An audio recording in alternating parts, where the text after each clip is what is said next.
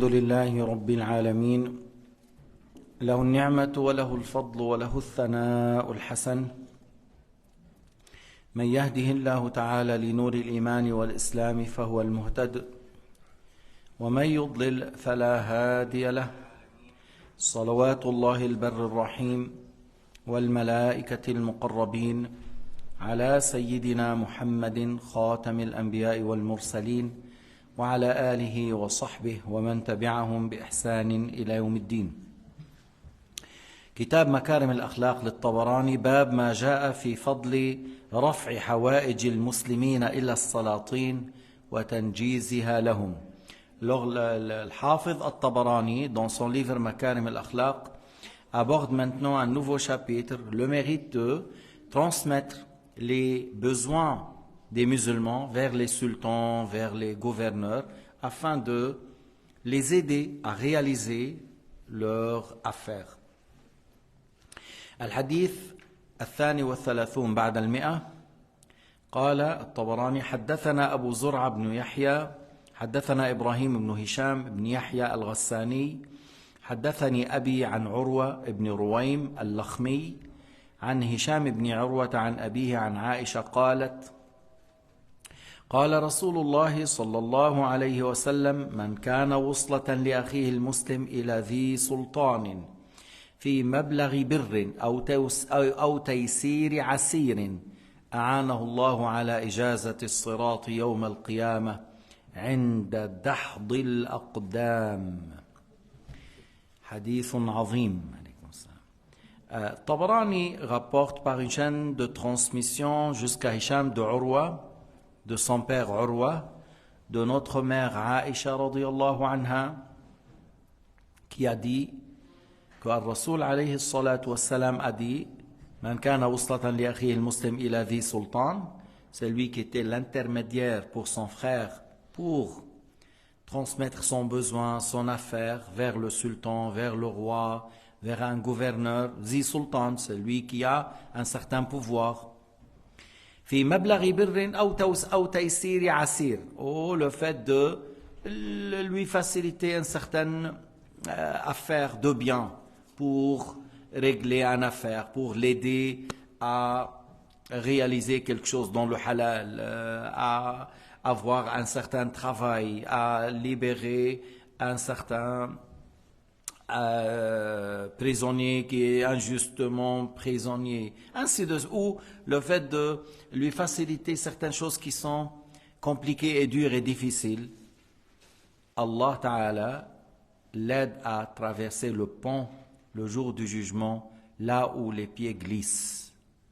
أعانه الله على إجازة الصراط يوم القيامة عند دحض الأقدام. Celui qui jouait le rôle de régler les affaires de ses frères, et ils étaient l'intermédiaire pour les ramener, pour quelqu'un qui a un certain pouvoir, un certain moyen. Et pourquoi? Pour l'aider à faire un bien ou à le faire sortir d'une certaine difficulté, d'un certain problème. Alors c'est lui qui fait ce travail pour aider les frères musulmans à réaliser leurs besoins. Allah subhanahu wa ta'ala l'aide le jour dernier à traverser le pont. Lorsque certains glissent, Allah ta'ala le soutient pour traverser. Et vraiment, nous avons besoin qu'on traverse sur le pont sans glisser. Alors, c'est bien de faire beaucoup ce genre de travail. En pensant à ce qu'il a dit Sayyidina Muhammad alayhi salatu wassalam, le fait de jouer le rôle de l'intermédiaire et le fait de jouer, comme on a dit dans le chapitre précédent, faire une intercession dans le bien. Intercède pour ton frère, comme il a dit Sayyidina Muhammad.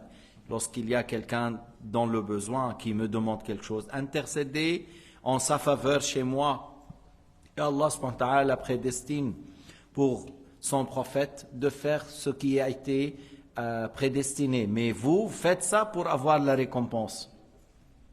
Et là, lorsque toi, tu joues ce rôle d'intermédiaire afin d'aider ton frère qui est dans un certain problème, des fois, voilà, mes affaires dans l'aéroport ou dans le douane ou au port. Il ne me laisse pas sortir, il me demande tel papier et tel papier et tel papier. Et à chaque jour de retard, ils lui font payer de l'argent, comme quoi le conteneur, il a eu un jour de plus, tu payes. Et tu vois, alors, quelqu'un, il va dire, mais où la marchandise, il va être pourrie, ou autre chose. Alors toi, tu interviens chez quelqu'un pour lui régler le problème. Mais qu'est-ce qu'il a? Pourquoi on fait cette complication? Pourquoi on se fait stopper les choses? Alors tu l'as aidé à s'en sortir. Et tu peux compter ça comme un exemple, et sur ça, tu peux prendre la règle que aide ton frère à réaliser quelque chose dans le bien en jouant le rôle de l'intermédiaire chez quelqu'un qui a un certain pouvoir, ou pour le faire sortir d'un problème, d'une difficulté, en intervenant chez certains qui ont un certain pouvoir. Alors toi, tu as une grande récompense.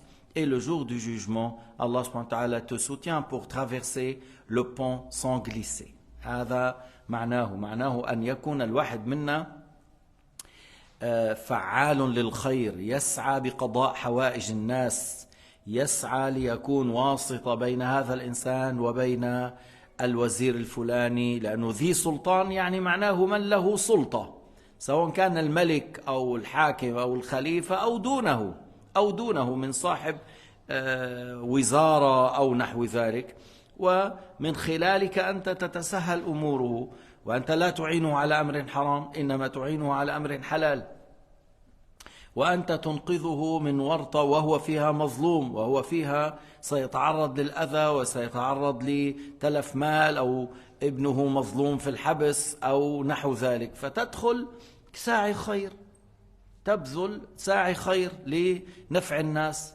لقضاء حوائج الناس فيما يرضي وفيما يحل.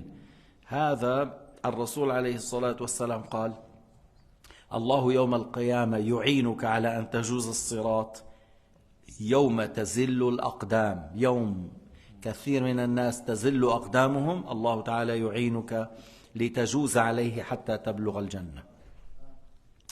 قال الطبراني: حدثنا حفص بن عمر الرقي حدثنا عبد الرحمن بن مصعب المعني حدثنا إسرائيل عن محمد بن جحادة عن عطية عن أبي سعيد قال: قال رسول الله صلى الله عليه وسلم: إن من أعظم الجهاد كلمة حق عند سلطان جائر. إن من أعظم الجهاد كلمة حق عند سلطان جائر، لما تكون ترجو منها نفعا ما، ترجو منها خيرا ما، ترجو منها أن ينزجر، ترجو منها أن يرتدع إلى غير ذلك، فيكون داخل أفضل الجهاد. إن من أفضل الجهاد كلمة حق عند سلطان جائر أي ظالم. أما لو كنت تعلم، لو تكلمت بهذه الكلمة، هذا السلطان الجائر الفاسد لا ينتبه، لا يأخذ بالا ولا يعيرك اهتماما، إنما يقول اضربوا عنقه فلا تذهب إليه. Tabarani a rapporté par une chaîne de transmission jusqu'à Abu Saïd. Il a dit que Ar-Rasoul alayhi salatu wassalam a dit: parmi le plus grand djihad, le fait de dire la parole de la droiture et de vérité chez un gouverneur injuste. Alors on a dit, tu vas lui parler, et lorsque tu penses qu'il y a une certaine acceptation, tu crois qu'il va accepter, tu crois que ça va le secouer, tu crois que ça va le réveiller, tu crois que oui, c'est possible qu'il accepte, tu crois que il va prendre ta parole en considération et il ne va pas écouter ses mauvais conseillers autour de lui. Alors là, tu vas lui parler avec une bonne intention. Ce n'est pas pour la fierté et la célébrité, mais plutôt pour un peu alléger la situation ou diminuer le mal, ou que complètement pour que le sultan change sa manière de gérer qui est injuste ou qui est incorrecte. Mais si tu sais que celui-là, non, il ne faut pas lui parler parce que c'est un type qui n'accepte rien. C'est quelqu'un qui n'écoute pas, que il va te dire choisis dans quelle manière tu vas mourir. Il y a des rois comme ça, il te dit voilà, tu veux choisir comme ça. Alors le plus facile pour lui, couper la tête. Mais sinon, les rois anglais à l'époque, vous voyez, il lui dit si tu veux que le roi il te pardonne, il te coupe la tête. Mais sinon, il lui ouvre la poitrine devant les gens, la poitrine, puis après il enlève tel morceau, puis après il enlève telle chose, puis après il enlève telle chose. Et pour qu'à la fin il meure, après 1 heure ou 2 heures ou 3 heures du temps. Alors lorsque le roi était vraiment clément, alors il lui dit voilà, coupez la tête d'un coup. Ça c'est la clémence pour certains rois anglais. Je pense que vous avez vu ça dans certains films. Alors, si on parle de certains qui n'acceptent pas du tout, on sait que c'est des gens qui n'acceptent rien et ta parole n'ajoute rien que plus de... Il va augmenter le mal chez lui et il va te tuer en plus. Alors non, à ce moment-là, tu ne vas pas lui parler. Tu ne vas pas pour lui dire, ça c'est un djihad, je vais lui dire, parce qu'il n'y a pas une espérance de bien. Il n'y a pas une espérance de bien pour lui parler, mais plutôt il va te mettre dans une situation d'aggraver ou d'augmenter le problème. هلا مما يروى انه المنصور بعد ما قضى على حكم بني أمية، هذا المنصور العباسي يقال انه امر بصنع الطعام، بعدين كان قاتل له شي 200 واحد من العائلة الحاكمة، حط السجاد على الجثث، وضع السجاد على الجثث ووضع الطعام فوقهم، وبعضهم ميت وبعضهم مجروح عم بئن وأكل. هذا هو المنصور العباسي. هلا بعد أرسل خلف الإمام الأوزاعي، تعال عنا المنصور approche-toi ici. Alors الخليفة العباسي لما استدعى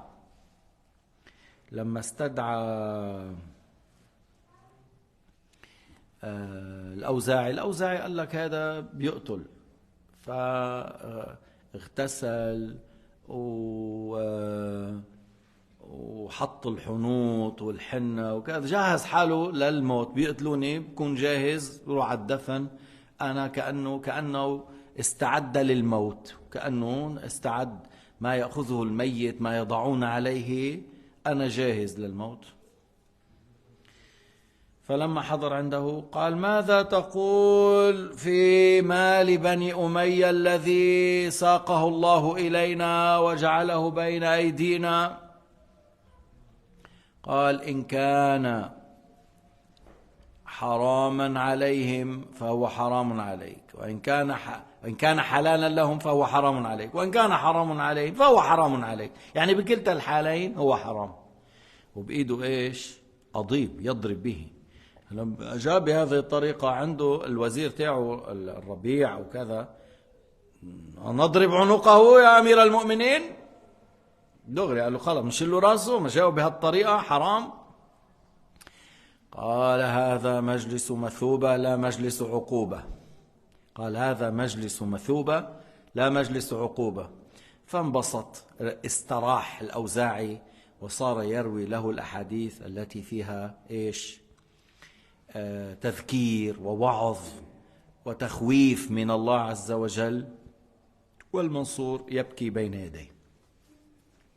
On rapporte d'un grand gouverneur, le premier gouverneur de Bani al-Abbas, qui a, après qu'ils ont terminé l'état des Omeyyades, et il a tué, parce qu'ils ont pris victoire dans une bataille, et après la bataille, ils ont venu vers leur château, et ils ont pris la famille de Bani Umayya, les frères du calife, les fils du calife, les cousins, la famille, comme tu dis, la famille royale, mais on dit des califes, et il les a tués tous.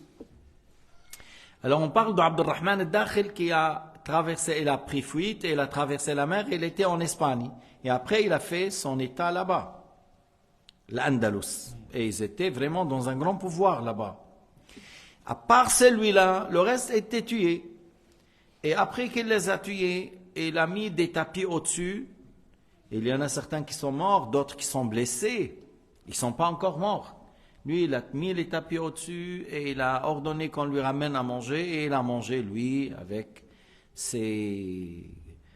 les gens autour de lui, comme on dit, les généraux avec lui. Pour dire qui est cet homme, à quel point il est sanguinaire.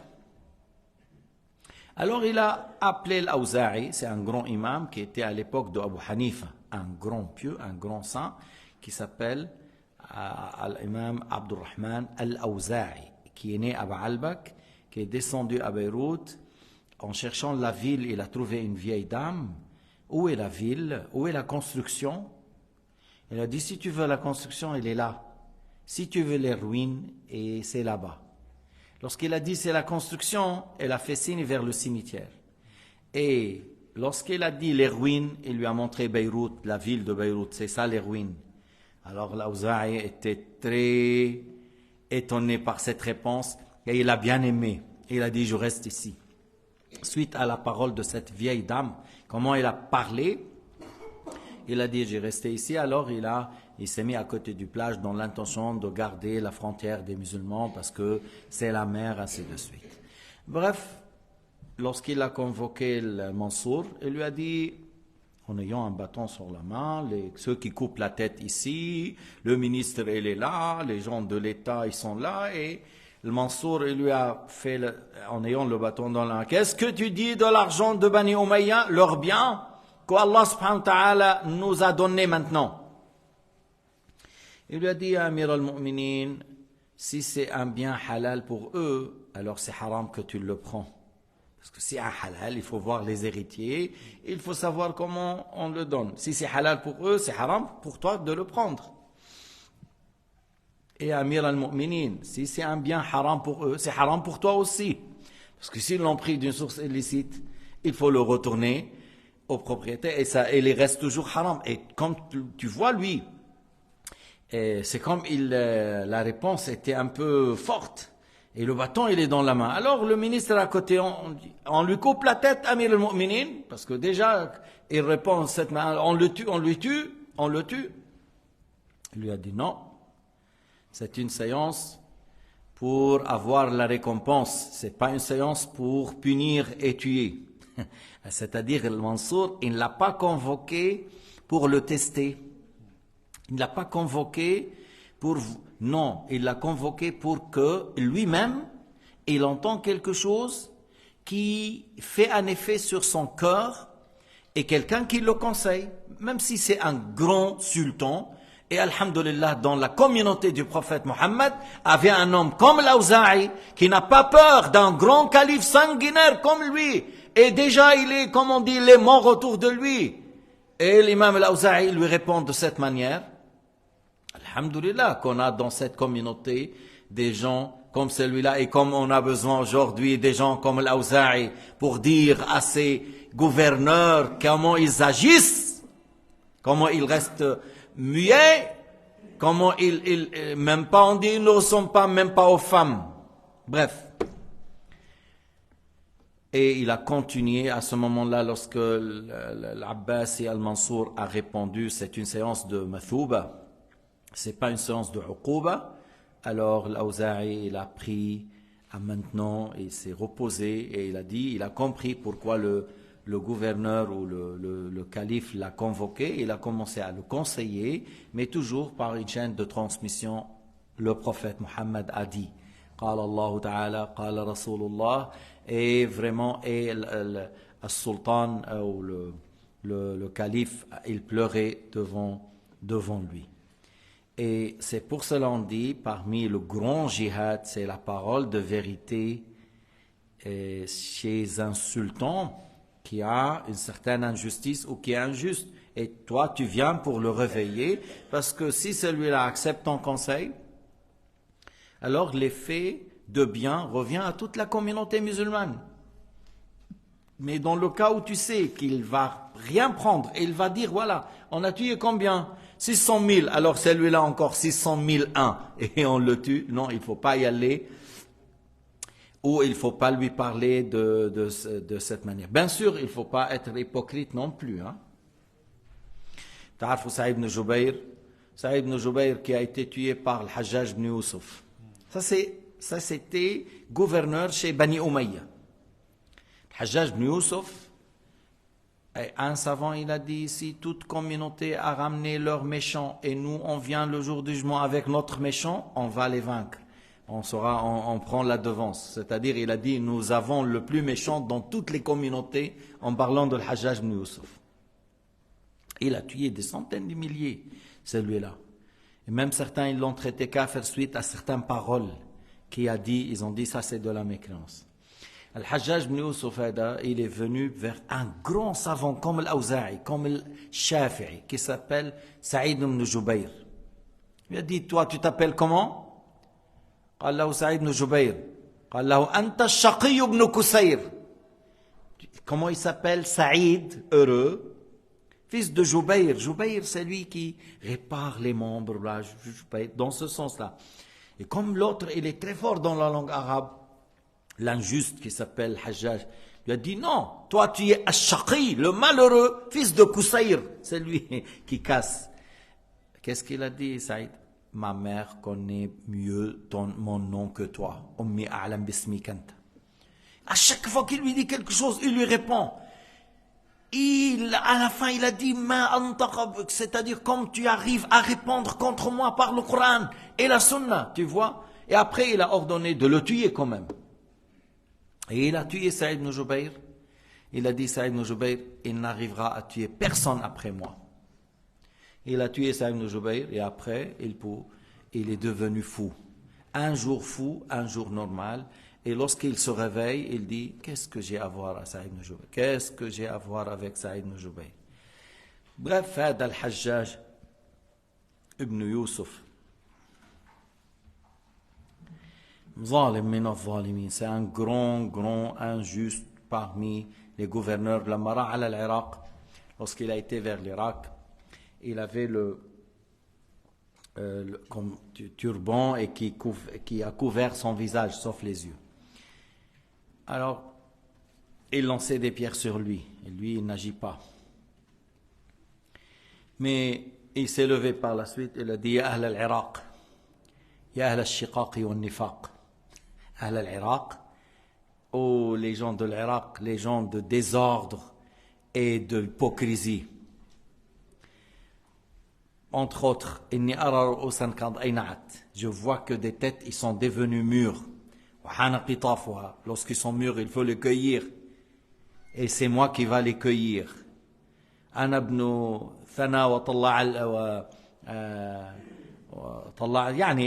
s'est loué, voilà. Il a dit, lorsque j'enlève le turban, ou j'enlève de mon visage là, vous me connaissez. Alors il a fait ça, et les gens sortaient, et il a mis ses soldats dehors, il coupait la tête de tout le monde. Tu sors, coupe la tête. Et il a coupé la tête de tous ceux qui sont dans la mosquée. Et de cette manière, Bani Umayya ont géré l'Irak. Et c'est celui-là qui a bombardé même la Kaaba. Il a lancé même par la catapulte, même la Kaaba. Et tu reviens, c'était quoi? L'amour de pouvoir. Hubb as-sulta, hubb ad-dunya. Hubb as-sulta, hubb ad-dunya. فحب السلطة حب الدنيا يعمي ويقتل. L'effet d'aimer le pouvoir et la vie, la dunya, ça rend aveugle et ça peut ramener la personne au péril. فصل أو باب فضل رد المسلم عن عرض أخيه المسلم ونصره إياه. C'est un chapitre, le fait que le musulman soutient l'honneur de son frère et le préserver à son absence. الحديث 34 بعد 100. قال الطبراني حدثنا محمد بن عبد الله الحضرمي حدثنا أبو كريب حدثنا يحيى بن عبيد الله البجلي حدثنا أبو كدية يحيى بن المهلب البجلي عن ليث ابن أبي سليم عن شهر بن حوشب عن أم الدرداء عن أبي الدرداء قال قال رسول الله صلى الله عليه وسلم ما من مسلم يرد عن عرض أخيه إلا كان حقا على الله أن يرد عنه نار جهنم يوم القيامة نزلت هذه الآية في هذا وكان حقا علينا نصر المؤمنين سورة الروم. Alors Tabarani, il rapporte par une chaîne de transmission jusqu'à Shahr, fils de Hawshab, de Darda, qui rapporte de son mari Abu Darda, qui a dit que Rasulullah sallallahu alayhi wa sallam a dit, il n'y a pas un musulman qui préserve et qui défend l'honneur de son frère sans avoir de la part de Dieu, sans avoir l'honneur de la part de Dieu d'être préservé du feu de Jahannam le jour du jugement. Toi, tu défends ton frère à son absence. Quelqu'un qui est en train de le critiquer. Hein? Tu le défends, tu lui dis, il n'est pas là, pourquoi tu parles contre lui? Ah oui, il a fait. Mais pourquoi tu ne l'as pas conseillé tête à tête? خلينا انه هذا الانسان فيه ما فيه. لما لم تتكلم فيما بينك وبينه؟ ليش عم تستغل انه غير موجود فتطعن به? Pourquoi tu profites à son absence pour le critiquer? Pourquoi tu ne l'as pas confronté face à face? Tu l'arrêtes. إذا أنت بتحب الخير إذا النصيحة ضد الفضيحة. النصيحة تكون بينك وبينه والفضيحة أن تقول أمام الناس. Alors ton frère, si toi tu dis que je veux le conseiller, je dis la vérité, tu dis la vérité, alors tu parles tête à tête et tu lui dis Lillahi ta'ala, je te conseille, il ne faut pas faire telle et telle chose. Ça c'est un conseil. Mais le fait de dire devant tout le monde, ça c'est un dévoilement et ça c'est haram. Et lorsque tu parles avec lui tête à tête, c'est pas pour se moquer, c'est pas pour l'humilier, c'est pas pour le dénigrer, c'est pour l'aider à s'en sortir de telles difficultés. Alors, toi, et tu étais là, et l'autre, il a attaqué, alors il ne faut pas accepter qu'il critique ton frère. Il ne faut pas accepter, laisser passer, parler, médisant zizani contre celui-là et celui-là. Tu l'arrêtes immédiatement. Il n'a pas accepté. Tu dis, alors je reste pas avec toi, tu quittes. Tu as défendu, tu lui as dit, tu n'as pas le droit de le faire, il n'a pas voulu se taire, il n'a pas voulu accepter, tu quittes. Moi je me rappelle, ils m'ont rapporté un bon imam, que après la leçon, les frères ils ont voulu s'asseoir avec lui, boire un thé ou un café, ils étaient ensemble, et puis quelqu'un, en passant devant le café, quelqu'un, elle a passé. Alors il a insulté celui-là. Alors, l'imam qui est présent, il a dit, A'udhu billah, hadha min kaba'ir al-dhunub. Il a dit, A'udhu billah, ça c'est un grand péché, tu as insulté un musulman. Alors il a dit, il lui a dit, c'est un grand péché, tu te réponds ou je quitte. Tu vois, et comme les gens, ils voulaient s'asseoir avec cet imam, ils voulaient profiter, ils voulaient entendre plus. Alors maintenant, à cause de lui, il va quitter. Et il va se trouver gêné avec tout le monde. Qu'à cause de toi, l'imam, nous on l'a invité pour boire afin de profiter. À cause de toi, il a quitté. Alors sur le champ, il a dit non, je me réponds. Ah oui, c'est comme ça. Ah oui, c'est comme ça. Il ne faut pas laisser passer. Il insulte un musulman, c'est comme il n'a dit rien. Il critique un musulman, il se moque de celui-là. Non, il ne faut pas le laisser faire. Il ne faut pas le laisser faire. Si tu es comme ça avec tes frères, sans distinction. Parce que entre nous, un Chinois musulman, c'est notre frère. Et un Africain de Sud-Afrique en bas, musulman qui craint Dieu, il est notre frère. Et quelqu'un qui est de l'Uruguay ou de Paraguay ou de Cuba, chez Fidel Castro là-bas, il est un bon musulman. Il est notre frère. On les défend tous sans distinction. Qu'ils soient arabes ou non. Et quelqu'un, il veut, non, critiquer celui-là et insulter. Non, on ne l'accepte pas, on l'arrête. إذا ما بتسمح لواحد يطعن بأخوك ويسبه ويتمسخر عليه ويستهزأ عليه ويعمل غيبة هون ونميمة هون، نحن شو عم نعمل؟ ماذا نحن ليش عم نقول هذا أخونا، هذا إن كان أخوك تدافع عنه، فمن رد عن عرض أخيه، من دافع عن عرض أخيه كان حقا على الله أن يرد عنه نار جهنم يوم القيامة. Si tu défends ton frère à son absence, tu l'as préservé, tu l'as bien défendu, Allah subhanahu wa ta'ala, tu as l'honneur de la part de Dieu que Allah ta'ala te repousse du feu de l'enfer, c'est-à-dire il te protège du feu de l'enfer. وهذه نعمة وهذا نحن بحاجة إليه. Encore, nous on a besoin de faire cet acte-là, comme on a dit avant, que tu aides ton frère à sortir dans un problème, tu fais l'intermédiaire entre lui et telle personne qui a le pouvoir pour résoudre son problème. Ici, tu défends son honneur à son absence. Et on sait bien que des fois, lorsque tu fais ça, celui-là, il ne va pas être content de toi et l'autre. مش مهم انت بترضى ولا ما بترضى، المهم رضا رب العالمين. C'est pas important que tu es content de moi ou tu n'es pas content. L'important c'est que ce que j'ai fait est agréé par Dieu. C'est comme ça l'islam m'a ordonné, j'agis de cette manière. أما أنت بدك تحرص على إرضاء الناس ما فيك. Tu veux chercher à contenter tout le monde, tu n'arriveras pas. كيف؟ إلا إذا كنت منافق كبير. Tu veux contenter tout le monde? Ah, tu ne réussiras que si tu es un grand hypocrite. Expérience dans l'hypocrisie, là tu peux jouer. هذا اللي بيكون يا عمي عباد الشياطين أصحابه والملحدين أصحابه والصهاينة أصحابه واللي بيصلوا بالجامع أصحابه. يا هذا شو قصته كبيرة، قصته كبيرة بالنفاق يعني قصدي أنا. Comment ça se fait que celui-là, ceux qui adorent les diables, c'est ses amis. Ceux qui nient l'existence de Dieu, c'est ses amis. Le Netanyahou et son groupe de criminels qui tuent les moutons maintenant, c'est pas seulement les enfants, les femmes, même les moutons, qui vont attaquer les hôpitaux. C'est là-bas, là où il y a les gens qui vont, les gens qui sont sans oxygène, c'est ces gens-là qui les attaquent. Parce que ces gens-là, s'ils restent vivants, il y a un risque. Alors il est ami avec tout le monde. Ça veut dire c'est un big hypocrite.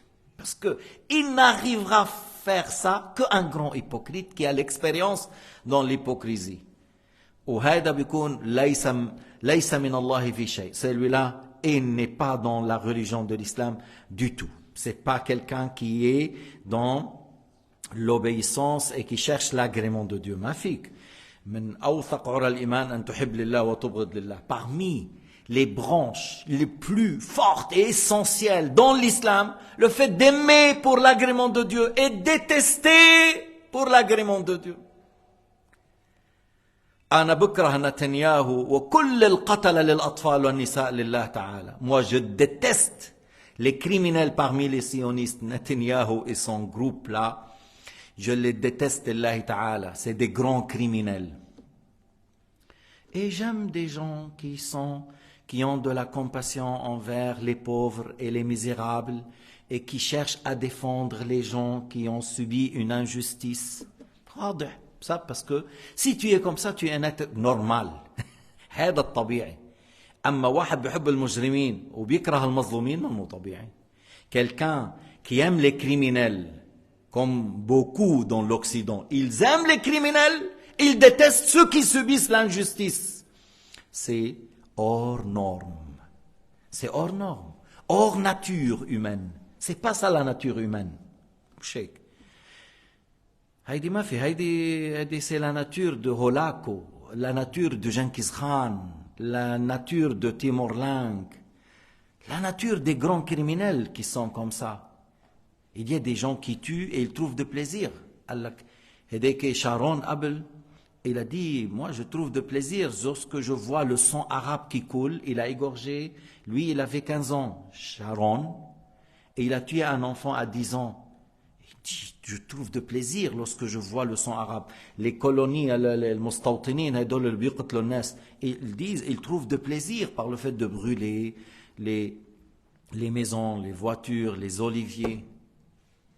Et c'est hors de la nature d'une personne normale. Maintenant, on parle des gens hors de la norme des êtres humains normaux. هيدا من هؤلاء الصنف هذا من من البشر الطبيعيين هذا أبدا. Ça c'est plutôt, Anna j'ai dit, ils ont réuni la nature de 3 animaux, la hyène, le crocodile et le renard. Étudiez bien ces 3 animaux, la hyène et le crocodile, parce que le crocodile, lorsqu'il mange, il pleure. Et c'était une digestion. Et ces gens-là, comme ça. Et la hyène, tu fais ce que tu fais. 30 ans de fraternité avec une hyène, une fois que tu dors, il te tue. Et le renard, vous connaissez, grand ruseur. Ils ont pris les natures de ces 3 animaux.